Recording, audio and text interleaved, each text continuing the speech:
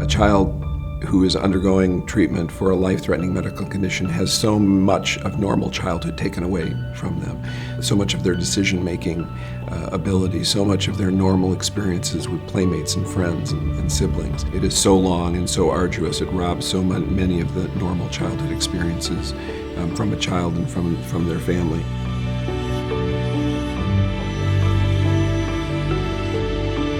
As a physician, as a clinician, there is much that we can do. Sometimes we do everything we can do, sometimes we do too much. You run into a family that is out of control with their life.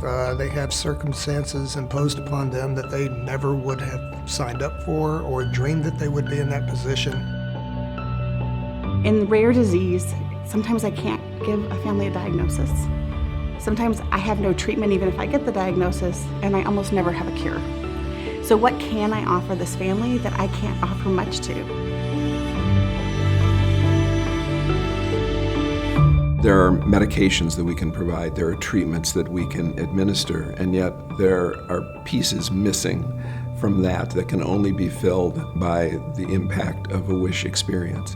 A WISH is something that we as a community have said we're going to offer and show our support for a family that doesn't feel very supported sometimes by the medical community. And I think a WISH is a really meaningful way that we connect with families that medicine doesn't have much else to offer to them. I think for a lot of families it provides anything from respite, sometimes in the middle of care, sometimes it provides a reward at the end of treatment, sometimes it provides an oasis or an island where they can seek sort of normality.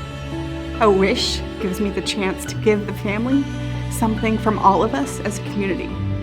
It comes from the medical community, it comes from the whole population saying, your child's not forgotten.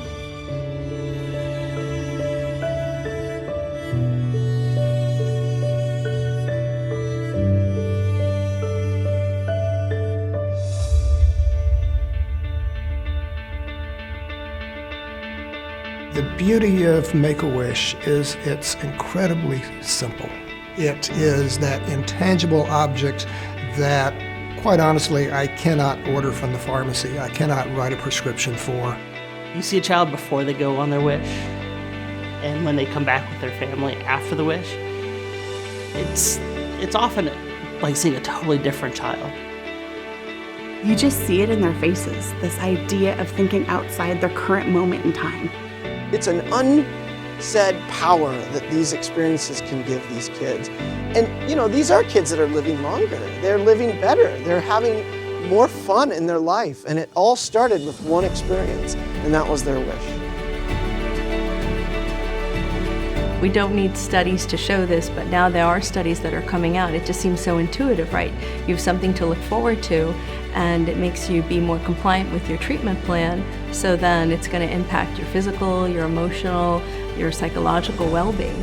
It's interesting. The study from Israel, it's significant because it's one of the first studies that we've actually looked at regarding the outcome or the impact of a wish, looking at the medical aspect of the child. What it does show is that a child that has a wish, there is a measurable change in their outlook.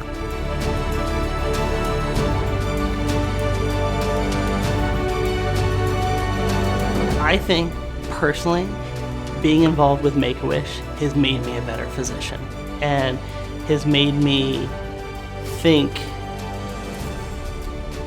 more critically about what I can do outside of just the medicine and just the surgeries and just the procedures to improve the quality of life of our patients and their families.